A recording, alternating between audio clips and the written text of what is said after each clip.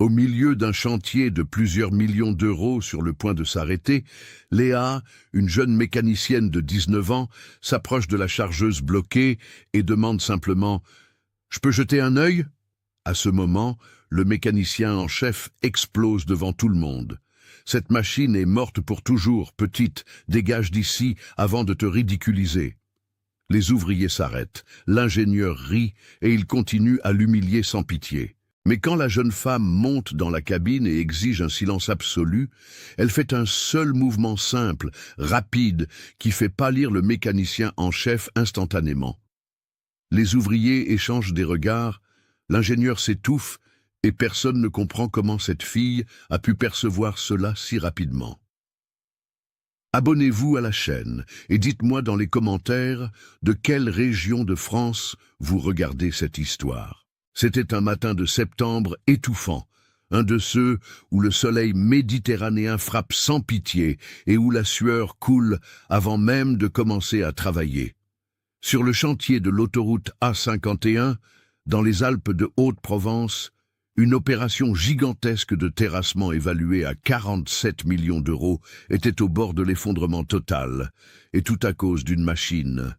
Pas n'importe quelle machine, mes amis, une chargeuse sur pneus Caterpillar 950E.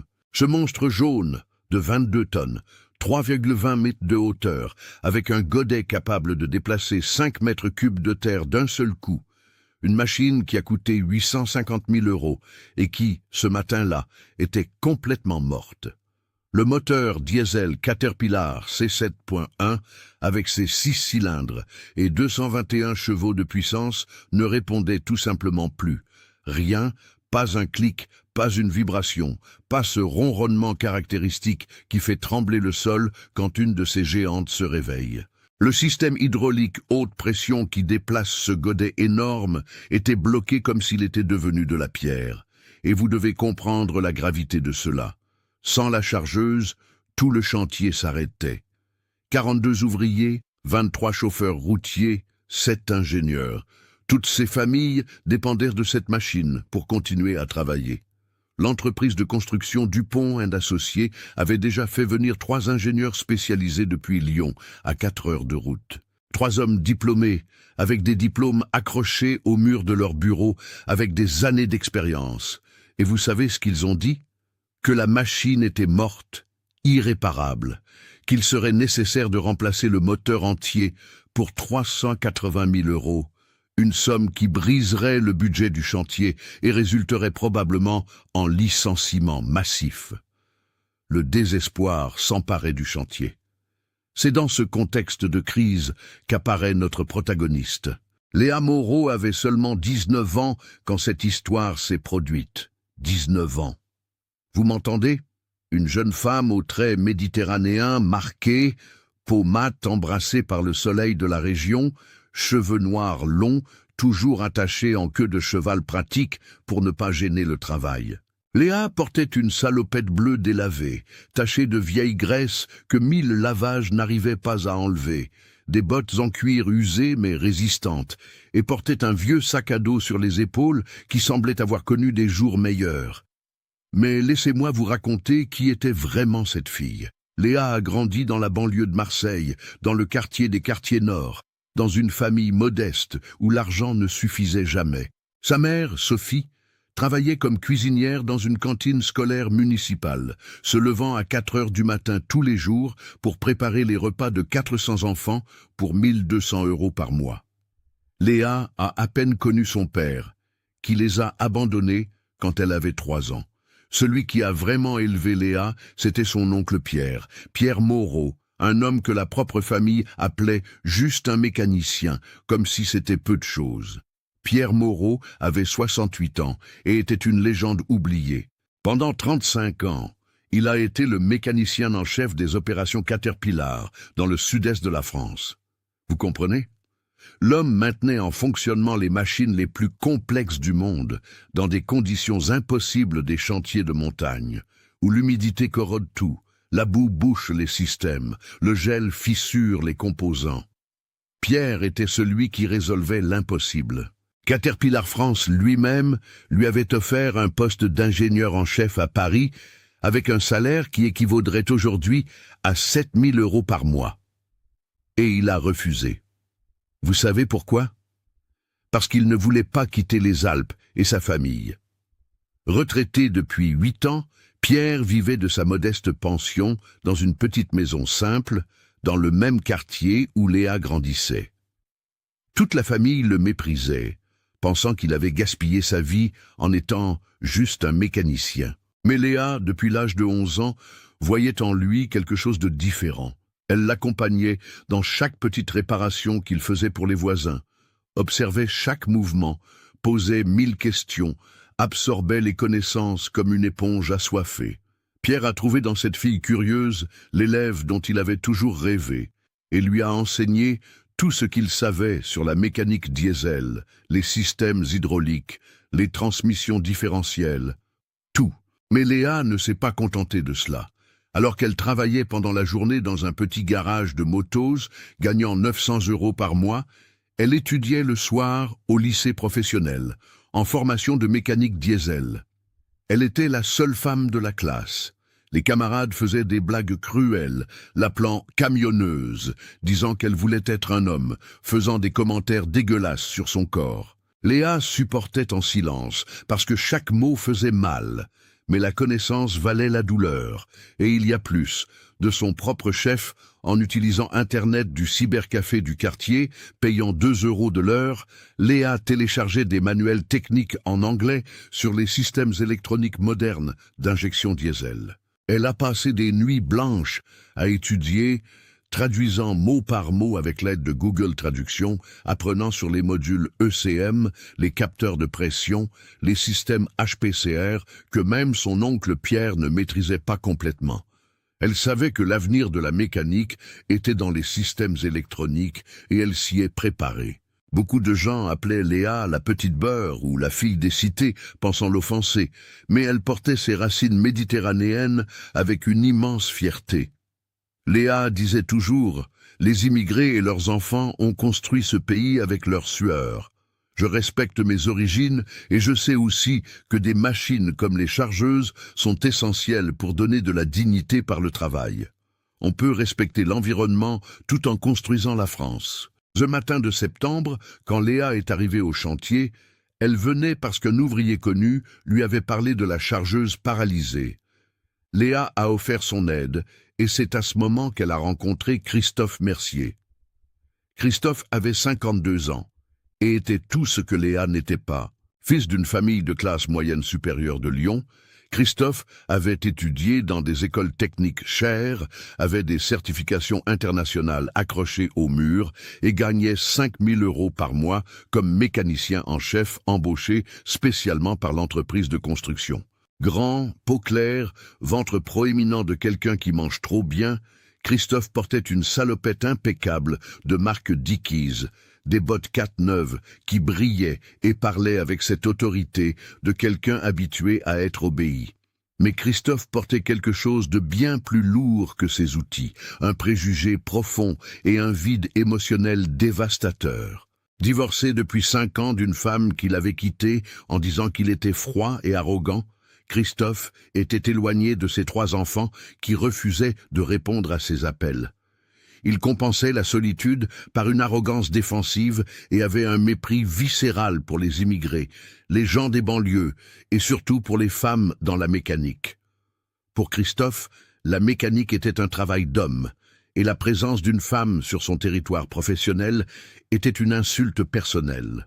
Quand Léa s'est approchée de la chargeuse paralysée et a dit « Excusez-moi, je peux jeter un œil à la machine ?» Christophe s'est retourné vers elle avec un regard qui mélangeait surprise et mépris absolu. « Qu'est-ce que tu as dit, petite ?» Il a parlé fort, en faisant en sorte que tous les ouvriers autour entendent. Léa a respiré profondément. « Je suis mécanicienne. Je travaille sur les engins lourds. Peut-être que je peux aider à identifier le problème. » Ce qui s'est passé ensuite est quelque chose que Léa n'oublierait jamais. Christophe a commencé à rire. Pas un rire discret, mais un grand éclat de rire, exagéré, théâtral.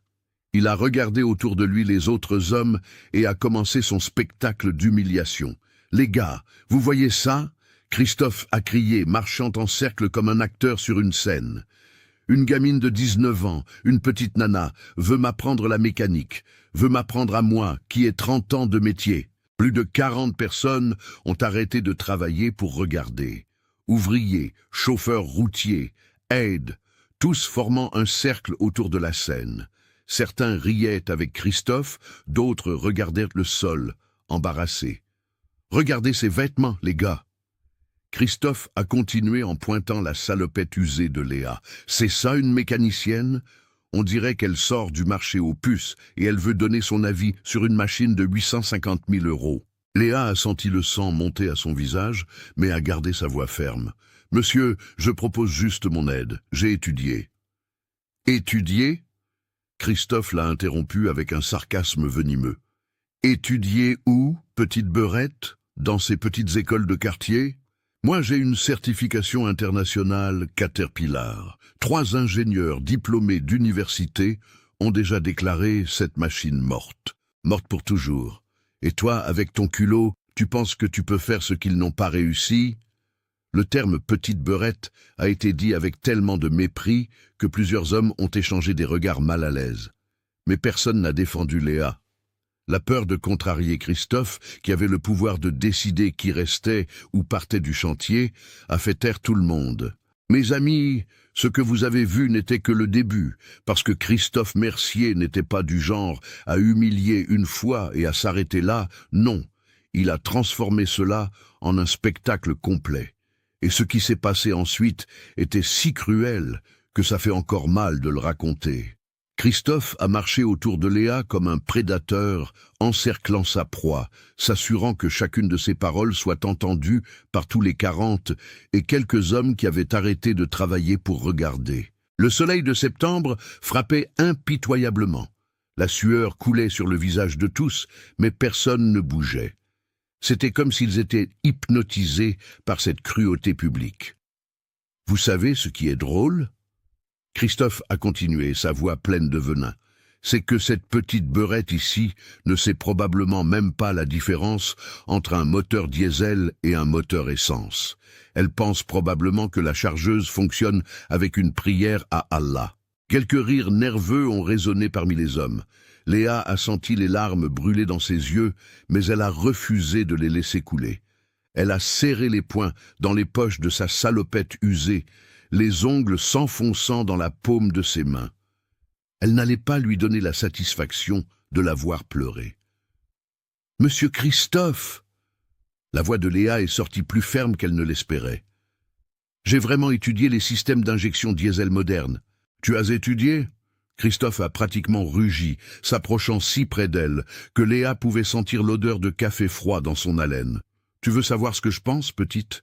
Je pense que tu devrais être à la maison à t'occuper des enfants, à laver le linge, à faire la cuisine. C'est ça la place d'une femme.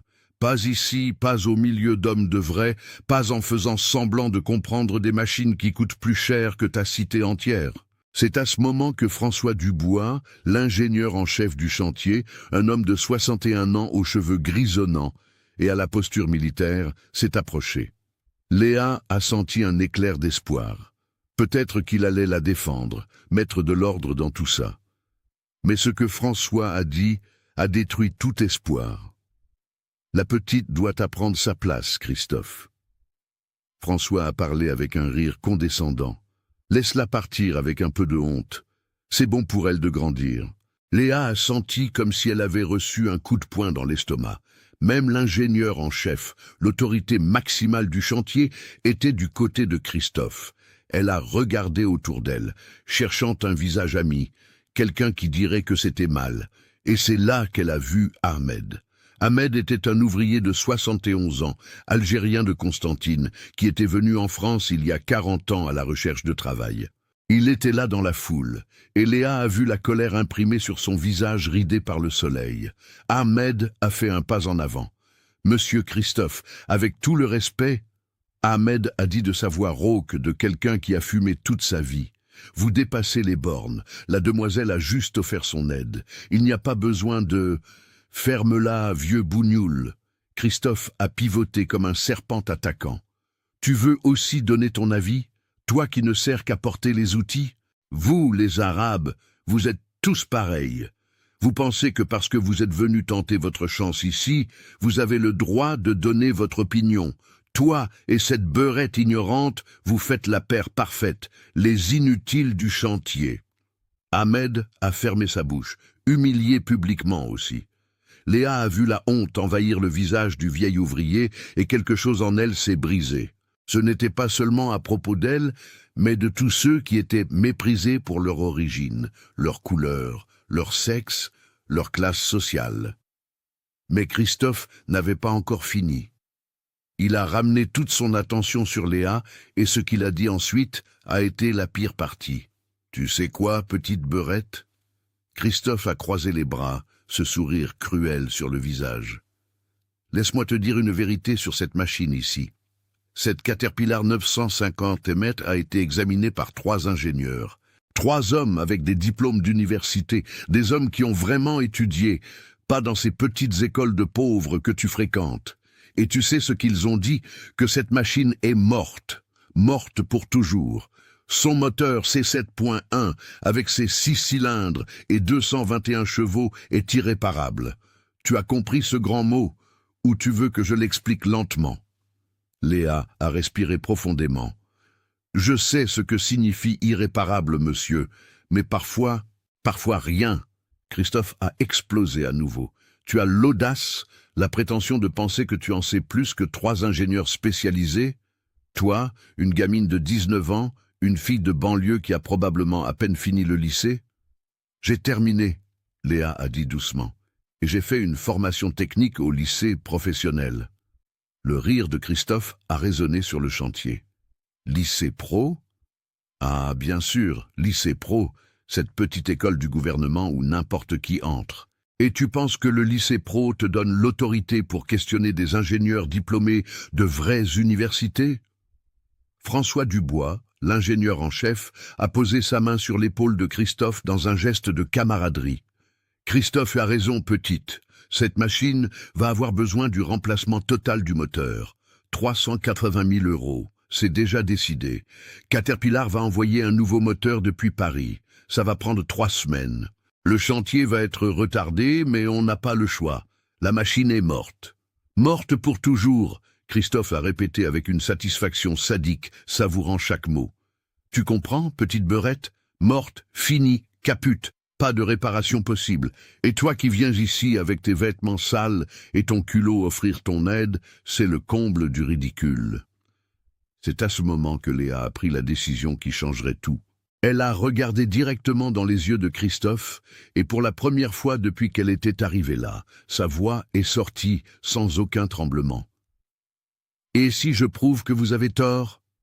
Le silence qui est tombé sur le chantier était si profond qu'on pouvait entendre le vent chaud de la Méditerranée siffler entre les arbres au loin. Christophe a cligné des yeux, confus, comme s'il n'était pas sûr d'avoir bien entendu. « Quoi? J'ai dit !» Léa a répété plus fort maintenant. « Et si je prouve que vous avez tort? Et si cette machine n'est pas morte? Et si j'arrive à diagnostiquer le vrai problème que ces 3 ingénieurs n'ont pas vu ?» L'expression de Christophe est passée de la confusion à quelque chose de bien plus dangereux. L'amusement cruel.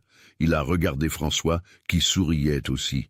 C'était l'opportunité parfaite pour transformer cela en divertissement. « Ah, maintenant ça devient intéressant. » Christophe a applaudi. « La petite beurette veut faire un pari. Quelle merveille, les gars.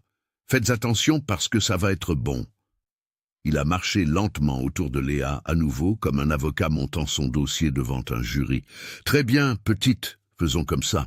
Si toi, seulement toi, sans l'aide de personne, tu arrives à diagnostiquer correctement quel est le problème de cette machine que 3 ingénieurs ont déclarée morte, je vais m'agenouiller ici devant tout le monde et je vais demander pardon. Je vais admettre que j'avais tort.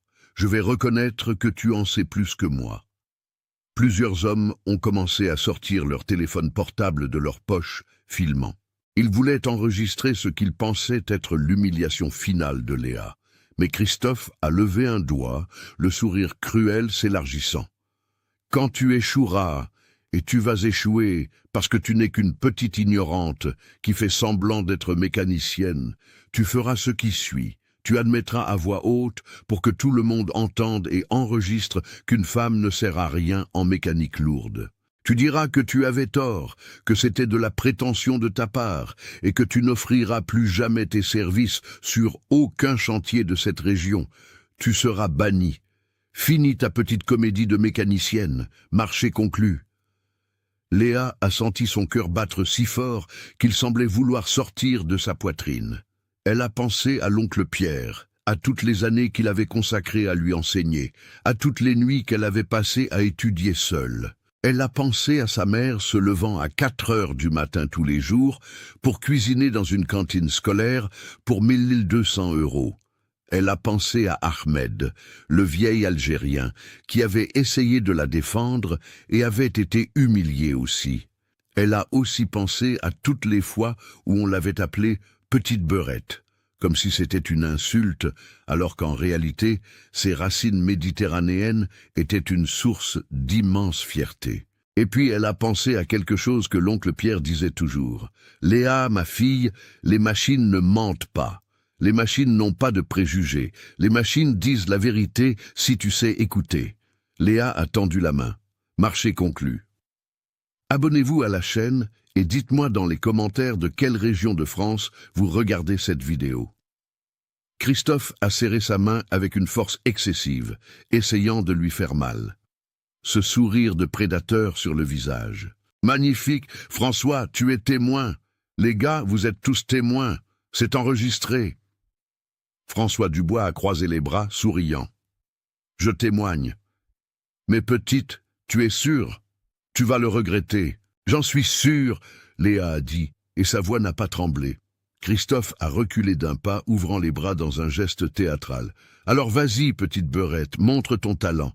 Diagnostique le problème que 3 ingénieurs spécialisés n'ont pas réussi à résoudre. Montre que toi, une gamine de 19 ans qui a à peine fini le lycée pro, tu es plus intelligente que des hommes avec des décennies d'expérience. Vas-y, je t'attends. Tout le monde t'attend. » Plus de 15 hommes filmaient maintenant avec leur téléphone portable. Ils étaient absolument certains qu'ils étaient sur le point d'assister à l'échec humiliant de Léa et voulaient enregistrer chaque seconde. Léa a marché jusqu'à la gigantesque chargeuse Caterpillar 950 LM, 22 tonnes d'acier et de technologie, 3,20 m de hauteur. Ce jaune caractéristique de Caterpillar, maintenant poussiéreux par la terre rouge de Provence. Le godet énorme, capable de déplacer 5 mètres cubes de terre, était abaissé et immobile, comme un géant endormi qui ne se réveillerait plus jamais. Elle a posé sa main sur le métal chaud de la machine et a fermé les yeux un instant. Au fond de son esprit, elle a entendu la voix de l'oncle Pierre. « Première chose, ma fille, écoute la machine. La machine parle toujours. Tu dois juste savoir sa langue. » Léa est montée dans la cabine de la chargeuse. L'intérieur était étouffant, le cuir des sièges brûlant de chaleur. Elle s'est assise sur le siège de l'opérateur, sentant le poids de ce moment. Christophe et tous les autres observaient d'en bas, attendant, certains riant déjà par anticipation. « Silence !» Léa a crié depuis la cabine. « J'ai besoin d'un silence absolu !» Christophe a fait un geste sarcastique. « Vous avez entendu la petite ? Elle a besoin de silence. Donnez-lui le silence, les gars. Laissez-la faire son petit show. » Le chantier est devenu silencieux. Léa a tourné la clé de contact. Rien. Pas un clic, pas un soupir, pas cette vibration initiale qui précède le démarrage. Elle a essayé à nouveau. Rien. Une 3e fois. Absolument rien. La machine était complètement morte. Mais Léa écoutait quelque chose que personne d'autre n'écoutait. Et alors elle a vu. Elle a vu ce que les 3 ingénieurs spécialisés n'avaient pas vu. Elle a vu ce que Christophe, avec toute son arrogance, n'avait pas cherché. Léa est descendue de la cabine avec des mouvements décidés. Elle est allée sur le côté de la machine, a ouvert le capot géant qui protégeait le moteur C7.1 et a regardé à l'intérieur avec des yeux que Christophe méprisait mais qui voyaient la vérité. Et mes chers amis, ce qui s'est passé ensuite a été le début du plus grand retournement de situation que ce chantier ait jamais vu. Léa a examiné le moteur C7.1 avec une concentration absolue qui contrastait brutalement avec le cirque d'humiliation que Christophe avait monté quelques minutes auparavant. Ses mains, petites mais calleuses d'années à travailler avec le métal et la graisse, touchaient les composants, testaient les connexions, vérifiaient les dureries. Le silence sur le chantier était si profond que le seul son était le vent chaud soufflant entre les arbres au loin et le bruissement occasionnel d'un ouvrier changeant de position. Christophe observait les bras croisés, ce sourire de satisfaction anticipé sur le visage. Il était vraiment différent de tous, là. 1,85 m de hauteur, peau claire qui contrastait avec la plupart des travailleurs bronzés de Provence, très marqué européen qu'il adorait souligner quand il le voulait. Christophe Mercier était lyonnais de naissance, fils d'immigrants italiens de la région de Vénétie, arrivé en France dans les années 1960. Son grand-père paternel, Giuseppe Mercier, avait été mécanicien naval au port de Marseille. Et Christophe avait grandi en entendant des histoires sur la supériorité européenne, sur comment les Italiens avaient construit l'Europe avec du vrai travail. Quand Christophe s'est installé à Gap à 25 ans, il a emporté avec lui non seulement les connaissances techniques qu'il avait apprises dans les écoles chères de Lyon, mais aussi un complexe de supériorité raciale et culturelle qui n'a fait qu'empirer avec les années. Pour lui, sa taille, ses traits européens, sa peau claire, son nom de famille italien étaient des preuves qu'il était naturellement supérieur aux gens de la région. Il voyait les travailleurs immigrés, en particulier les Maghrébins et les gens des banlieues, comme inférieurs, comme des gens qui devaient être reconnaissants de travailler sous son commandement. « Alors, petite beurette !» Christophe a crié depuis sa position au sol, regardant Léa qui examinait encore le moteur. « Tu as trouvé le problème ou tu as réalisé que tu te ridiculises ?» Léa n'a pas répondu. Elle a continué à examiner, ses mains touchant maintenant la région du système d'injection haute pression. Les 3 ingénieurs qui avaient déclaré la machine morte s'étaient complètement concentrés sur la pompe d'injection HP3, supposant une défaillance mécanique. Ils avaient testé la pression, purgé les lignes, vérifié les filtres, démonté des composants. Tout fonctionnait mécaniquement. C'est pourquoi ils avaient déclaré que le problème était terminal, qu'il serait nécessaire de remplacer le moteur entier. Mais Léa cherchait quelque chose de différent. Quelque chose qui nécessitait la connaissance des systèmes électroniques modernes qu'elle avait étudiés seule pendant des années. Elle a localisé le module ECM, Engine Control Module, le cerveau électronique qui contrôlait tout le fonctionnement du moteur C7.1. Et alors, ses yeux ont trouvé ce qu'elle cherchait, le capteur de pression du rail haute pression. François Dubois, l'ingénieur en chef, a regardé sa montre Casio dorée et a soupiré impatiemment. « Christophe, je pense que ça suffit. La petite ne sait pas ce qu'elle fait. Terminons cette mascarade. »« Non, non. » Christophe a levé la main théâtralement. « Laisse-la finir. Elle a fait un pari. Elle doit tenir sa promesse. Petite beurette, tu as encore 5 minutes. Après ça, tu vas admettre qu'une femme ne sert à rien en mécanique et tu vas disparaître d'ici. » C'est à ce moment que Léa est descendue de la machine.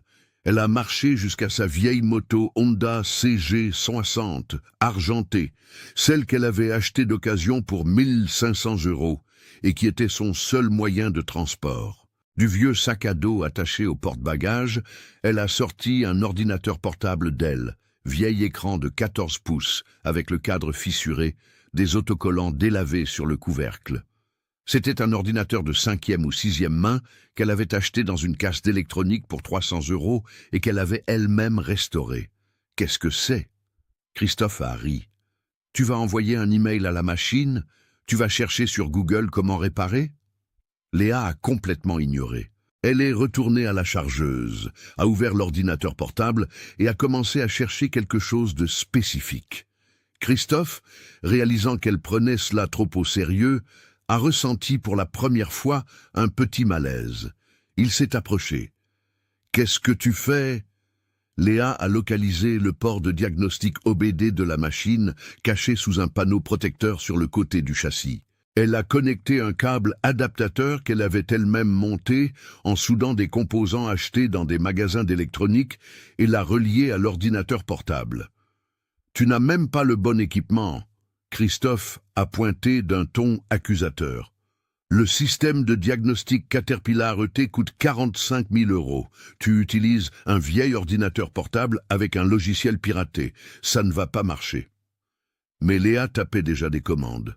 Elle avait passé 8 mois à étudier des tutoriels en anglais sur comment configurer un logiciel de diagnostic automobile sur des ordinateurs ordinaires, comment faire de l'ingénierie inverse de protocoles de communication, comment adapter des câbles.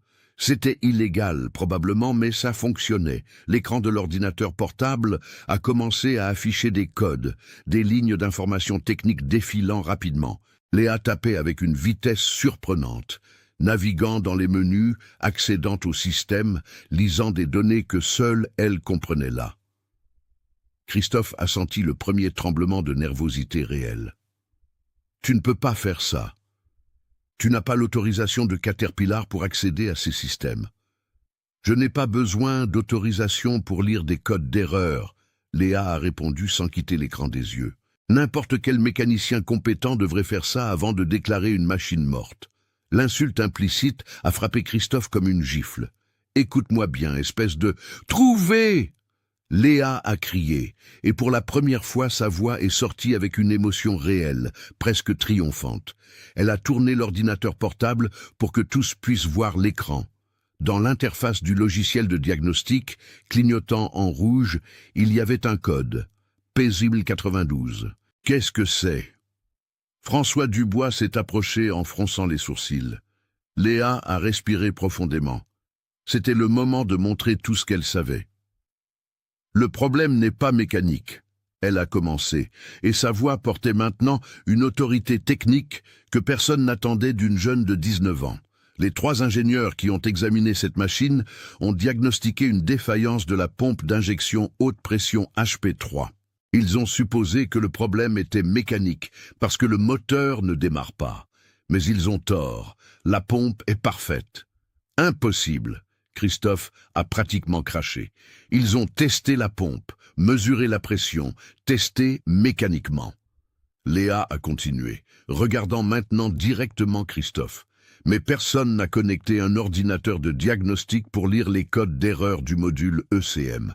Personne n'a vérifié le système électronique. Et c'est exactement là qu'est le problème. Elle a pointé l'écran de l'ordinateur portable.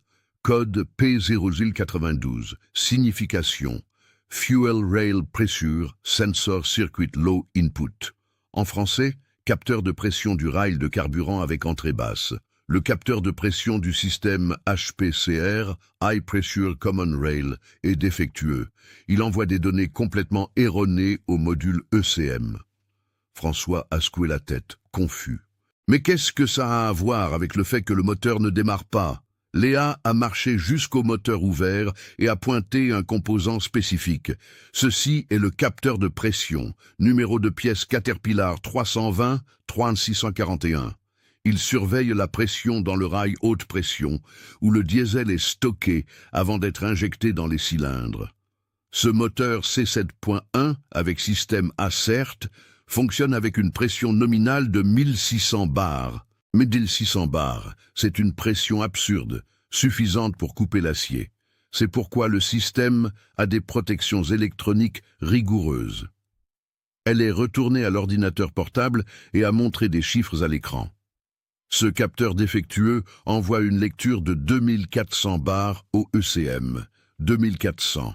Le module, interprétant cela comme une surpression dangereuse qui pourrait faire exploser tout le système, entre automatiquement en mode sécurité et coupe complètement l'injection de carburant. C'est pourquoi le moteur ne démarre pas. Il n'est pas mort. Il a été éteint par son propre système de protection. Le silence qui est tombé sur le chantier était différent de tous les précédents. Ce n'était pas un silence d'attente ou de cruauté anticipée. C'était un silence de choc absolu. Léa a continué implacable. Le moteur C7.1 de ce modèle 950 M a un système de double injection pilote et principale. Le timing d'injection, le moment exact où le diesel entre dans les cylindres, dépend à 100% des lectures précises de ce capteur. Un capteur défectueux paralyse tout.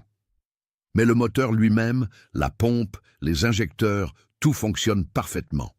Changer le moteur entier pour 380 000 € serait jeter l'argent par les fenêtres. Christophe était pâle. Il a ouvert la bouche pour parler, mais aucun son n'en est sorti. « Combien coûte ce capteur ?» François a demandé, sa voix maintenant sans aucune trace de condescendance. « 890 €, Léa a répondu.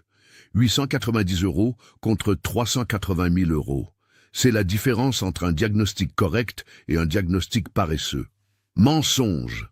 Christophe a finalement trouvé sa voix, mais elle est sortie stridente, désespérée. Tu inventes tout ça. Tu as configuré cet ordinateur pour montrer ce que tu veux. C'est de la fraude. Léa l'a regardé avec un calme dévastateur.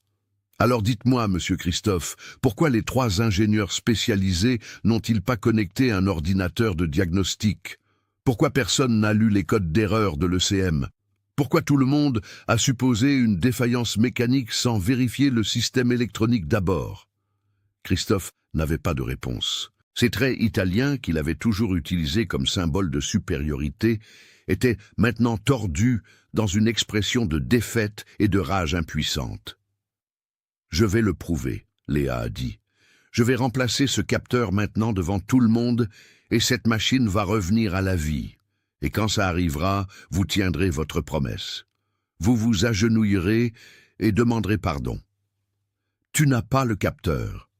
Christophe s'est accroché à son dernier espoir. Léa a souri pour la première fois depuis son arrivée. C'était un petit sourire, mais chargé de victoire anticipée. Elle est retournée à sa moto et de son sac à dos usé, elle a sorti une petite boîte Caterpillar scellée avec le code 320-38641 imprimé sur le côté. « Je porte toujours des capteurs de pression avec moi », elle a dit. « Ce sont les composants électroniques qui tombent le plus en panne sur les engins lourds modernes. J'ai acheté 3 de ceux-ci avec l'argent que j'ai économisé en 6 mois. 300 € chacun, achetés sur un site de pièces d'occasion. Mais ce sont des Caterpillar originaux. » Christophe a chancelé en arrière, comme s'il avait été poussé. François Dubois regardait Léa avec une expression qui mélangeait étonnement et quelque chose proche de l'admiration. Ahmed, le vieil ouvrier algérien qui avait essayé de défendre Léa auparavant, a commencé à sourire. Et puis, il a commencé à applaudir. Lentement au début, puis plus vite. D'autres ouvriers, principalement les immigrés et les quelques gens des banlieues du chantier, ont commencé à l'accompagner. Les applaudissements ont grandi jusqu'à devenir assourdissants. Et Christophe Mercier, le mécanicien en chef lyonnais aux traits italiens qui se croyait supérieur à tout cela, a réalisé qu'il venait d'être humilié par la petite beurette qu'il avait tant méprisée. Léa a pris sa boîte à outils, une vieille mallette en métal rouge délavé qui avait appartenu à l'oncle Pierre dans les années 1980, et a commencé à travailler. Ses mains se déplaçaient avec une précision chirurgicale, déconnectant le capteur défectueux du système HPCR. Le composant faisait environ 8 cm de longueur, cylindrique avec un connecteur électrique à 6 broches à l'extrémité. Quand elle l'a complètement retiré et l'a montré à tous, le défaut était visible. Il y avait de la corrosion verdâtre sur les broches du connecteur, causée par l'humidité extrême des Alpes, qui infiltrait même les joints les plus résistants. Vous voyez? Léa a levé le capteur défectueux. Corrosion sur les contacts électriques. Cela cause une lecture erratique. L'ECM l'interprète comme une défaillance critique et coupe tout. Il n'y a rien de mal avec le moteur. Rien. Elle a installé le nouveau capteur en moins de 15 minutes.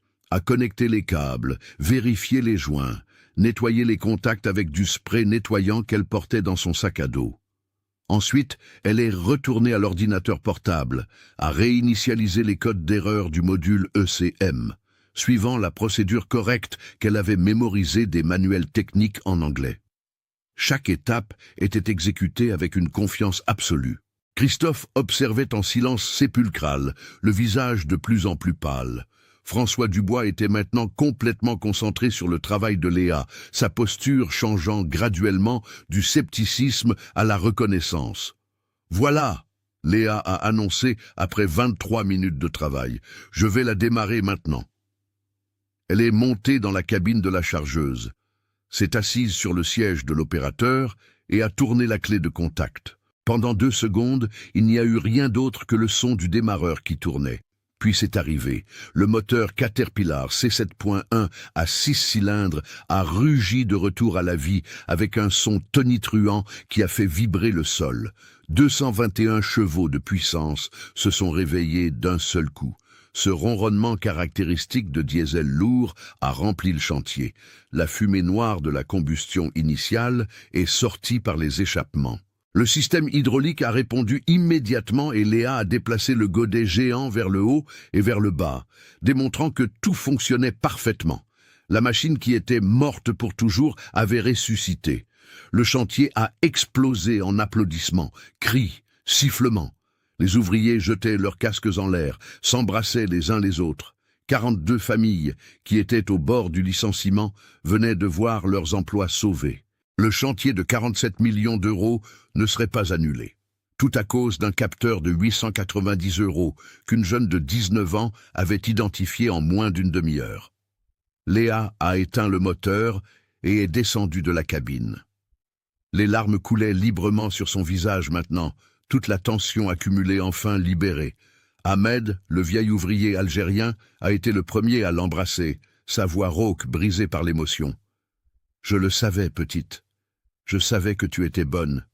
Que Dieu te bénisse. » D'autres ouvriers se sont approchés, lui serrant la main, lui tapant dans le dos. Mais tous les yeux se sont finalement tournés vers Christophe Mercier. Le mécanicien en chef lyonnais était debout au même endroit, bras tombant le long du corps, complètement détruit. Sa supériorité raciale, ses traits italiens, ses 30 ans d'expérience, son salaire de 5 000 €, rien de tout cela n'importait maintenant. Il venait d'être vaincu complètement et publiquement par celle qu'il avait appelée « petite beurette ignorante ». François Dubois a marché jusqu'à Christophe et a parlé bas, mais assez fort pour que beaucoup entendent. « Tu as fait une promesse devant tout le monde. C'est enregistré. » Christophe a fermé les yeux. Il savait ce qu'il devait faire, mais chaque fibre de son être résistait. Son arrogance, construite au fil de décennies comme bouclier contre ses propres insécurités et sa solitude, était démolie brique par brique. « Christophe !» François a répété plus fermement. « Tiens ta parole. » Le silence est revenu sur le chantier. Léa était debout à 5 mètres de distance, essuyant encore les larmes de son visage. Elle n'a rien dit, a juste attendu. Christophe a ouvert les yeux et a marché lentement jusqu'à Léa. Chaque pas semblait peser des tonnes. Quand il est arrivé devant elle, il a hésité pendant de longues secondes. Puis, lentement, il a plié les genoux et s'est agenouillé dans la terre rouge de Provence. Un homme de 1,85 m de hauteur, très européen marqué, qui avait toujours utilisé son apparence comme symbole de supériorité, était agenouillé devant une jeune femme d'apparence modeste qu'il avait ridiculisée brutalement. Je demande pardon. Christophe a commencé, et sa voix est sortie étranglée. J'avais complètement tort. Mais avant qu'il ne puisse continuer, quelque chose d'inattendu s'est produit. Une vieille Renault 4L, 1978, bleu clair, avec la carrosserie tachée par la rouille et le moteur ronronnant de manière irrégulière, est entrée sur le chantier. Le conducteur était un monsieur de 68 ans, petit, maigre, avec des cheveux complètement blancs, portant une salopette usée qui avait été bleue mais était maintenant d'une couleur indéfinissable entre le gris et le marron. Pierre Moreau, l'oncle Pierre, était arrivé. Un ouvrier plus jeune lui avait téléphoné, racontant l'humiliation que Léa subissait. Et Pierre était sorti en courant de chez lui. Mais il était arrivé tard. La bataille avait déjà été gagnée. Pierre est sorti de la 4L et est resté debout, observant la scène. Christophe agenouillé, Léa pleurant, la chargeuse fonctionnant en arrière-plan. Il a immédiatement tout compris. Au début, personne n'a vraiment fait attention au vieil homme, juste un autre monsieur d'apparence modeste arrivant sur le chantier. Mais alors Ahmed, l'ouvrier algérien de 71 ans, a tourné la tête et s'est figé. Ses yeux se sont écarquillés comme s'il voyait un fantôme. « Je n'y crois pas », Ahmed a murmuré. Puis il a crié « Mon Dieu, c'est Pierre Moreau! Pierre Moreau est ici !» Le nom a résonné sur le chantier comme un tonnerre. Les ouvriers plus âgés, ceux qui travaillaient dans la région depuis des décennies, ont commencé à se retourner, à regarder, à reconnaître. Un par un, les expressions changeaient de curiosité à choc absolu. Pierre Moreau, un opérateur de pelle de 58 ans, a lâché sa gamelle et a couru vers le vieil homme. « Monsieur Pierre de Caterpillar !»« La légende !» un autre a crié. « La légende est ici !» François Dubois a froncé les sourcils, confus. « Qui est Pierre Moreau ?» Ahmed s'est retourné vers l'ingénieur en chef avec une expression qui mélangeait révérence et indignation. « Qui est Pierre Moreau? Qui est Pierre Moreau? Monsieur l'ingénieur, vous ne savez rien de l'histoire de la mécanique lourde dans cette région. » Pierre a marché calmement jusqu'au centre de la foule, faisant des signes timides à ceux qui le reconnaissaient. C'était un homme d'extrême humilité, mal à l'aise avec l'attention, mais Ahmed n'allait pas laisser passer. Cet homme, Ahmed a pointé Pierre avec vénération, est la plus grande légende vivante de la mécanique d'engins lourds du sud-est de la France. Dans les années 1990, il maintenait seul 40 machines Caterpillar fonctionnant dans une opération minière légale au milieu des Alpes à 200 km de la station-service la plus proche. 200 km. Un autre ouvrier plus âgé, un monsieur appelé Marcel, 63 ans, a pris la parole. J'ai travaillé avec monsieur Pierre en 1997 sur un chantier à Briançon. Une pelle 320D a cassé son système hydraulique au milieu de nulle part, sans pièces, sans outils adéquats. Monsieur Pierre a fabriqué une pompe hydraulique en utilisant des pièces d'un vieux camion et de la ferraille. Fabriqué! La machine a travaillé 6 mois de plus avec cette pompe improvisée. Caterpillar France lui a offert un poste d'ingénieur en chef à Paris. Ahmed a continué, sa voix émue.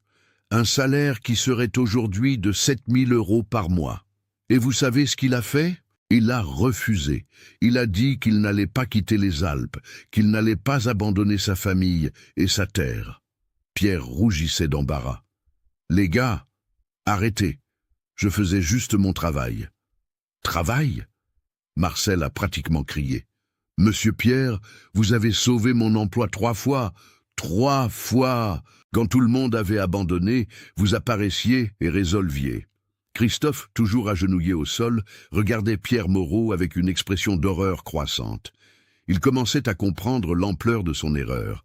Cette petite beurette qu'il avait humiliée n'était pas juste une mécanicienne talentueuse. Elle était la protégée, l'élève, l'héritière d'une légende vivante. Pierre a finalement marché jusqu'à Léa et a posé sa main sur son épaule. « Tu vas bien, ma fille ?» Léa a embrassé son oncle, sanglotant sur son épaule. « J'ai réussi, oncle Pierre, j'ai réussi. Je sais que tu as réussi. » Pierre a dit avec une tendresse infinie. « J'ai toujours su que tu réussirais. » Puis Pierre s'est retourné vers la foule, et quand il a parlé, sa voix portait une autorité naturelle qui n'avait pas besoin de volume élevé pour être entendue. « Cette fille n'a pas seulement appris avec moi, » il a commencé. Elle m'a dépassé. Je comprends la mécanique diesel traditionnelle, les pompes mécaniques, les systèmes hydrauliques conventionnels. Mais ces systèmes électroniques modernes, cette technologie d'injection informatisée, ces capteurs et modules, elle a étudié ça toute seule. 2 ans à étudier des manuels en anglais que je ne peux même pas bien lire. Pendant que vous l'appeliez ignorante, elle apprenait l'ingénierie électronique automobile que la moitié des ingénieurs diplômés ne comprend pas. Pierre a regardé la chargeuse fonctionnant. Et il y a autre chose. Cette fille comprend quelque chose que beaucoup de gens oublient. Elle défend les immigrés et les gens des banlieues que certains méprisent.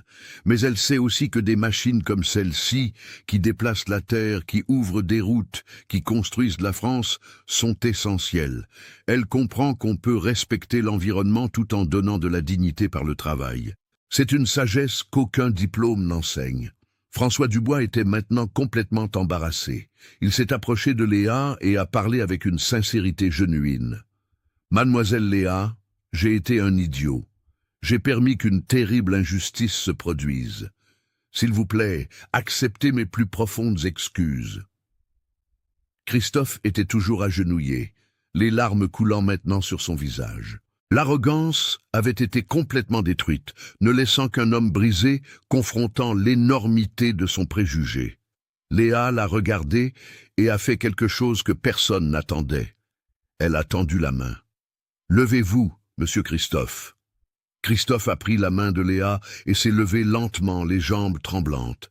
Il l'a regardée dans les yeux et a dit avec une voix brisée, « Vous avez tout le droit de me détester, tout le droit. Ce que j'ai fait est impardonnable. J'ai failli vous détruire par pur préjugé, par arrogance, en pensant que mon origine, mon apparence, ma formation me rendaient supérieur. J'avais tort sur tout. » Léa a respiré profondément. « Monsieur Christophe, vous avez des connaissances.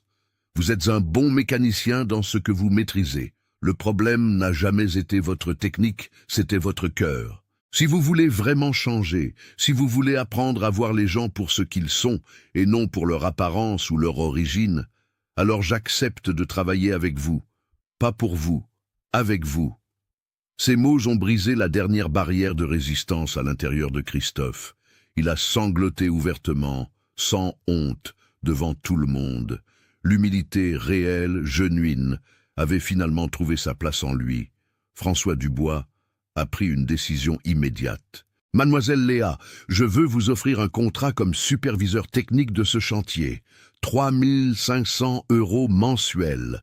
Vous seriez responsable de la maintenance de toute notre flotte d'engins lourds.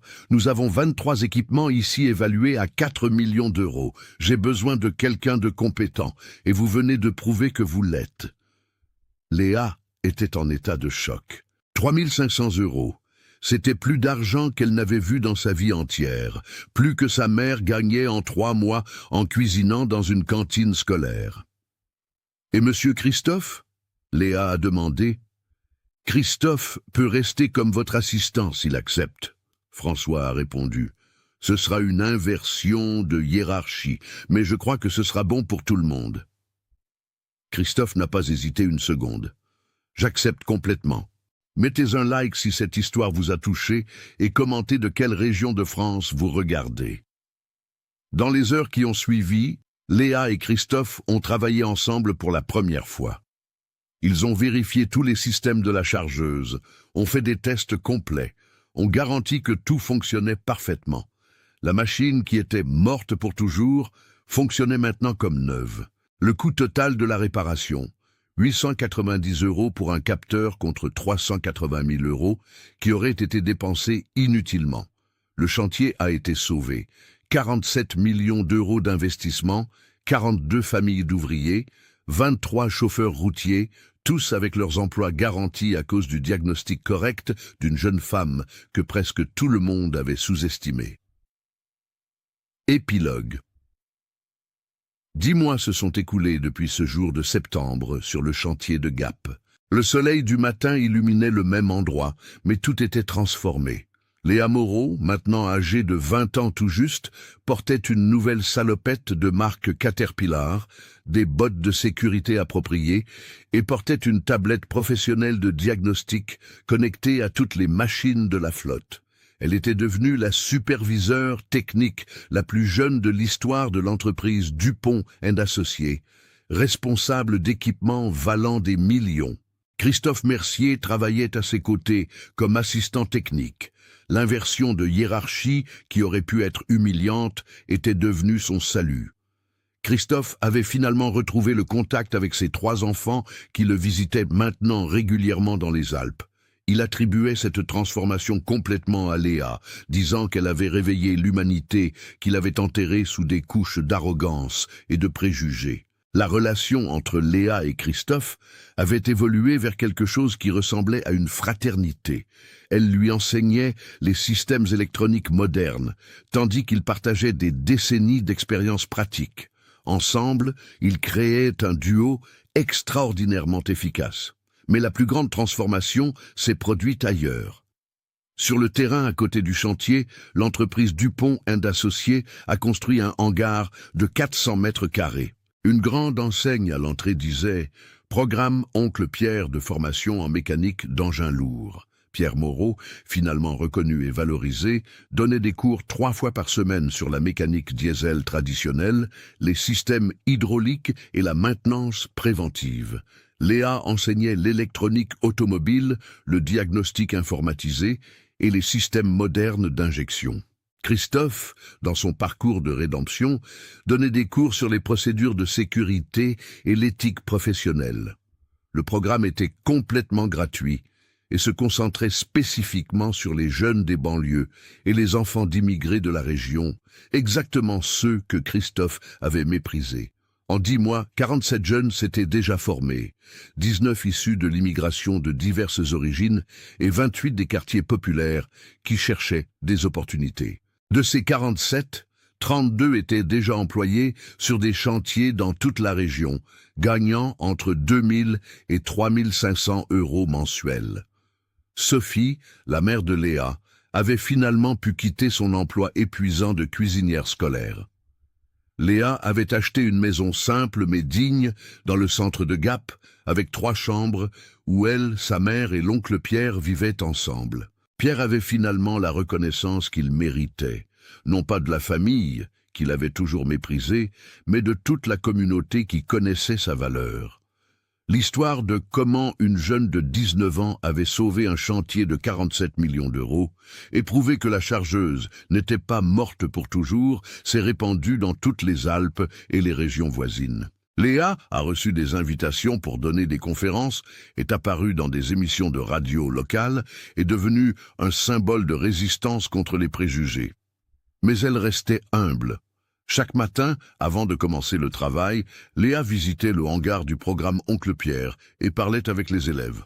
Elle racontait son histoire, y compris l'humiliation qu'elle avait subie, parce qu'elle voulait qu'ils sachent que les préjugés font mal, mais ne définissent pas qui vous êtes. Vous allez affronter des gens qui vont vous sous-estimer, disait-elle aux jeunes, à cause de la couleur de peau, de l'origine, de l'accent, de l'apparence. Mais rappelez-vous, les machines n'ont pas de préjugés. Les machines disent la vérité si vous savez écouter. Et quand vous prouverez votre compétence, quand vous montrerez votre valeur par la connaissance et le travail, ces mêmes personnes qui doutaient devront reconnaître. Et certains, comme M. Christophe, changeront vraiment. Christophe, présent à l'une de ces conférences, a confirmé d'un signe de tête, les larmes aux yeux.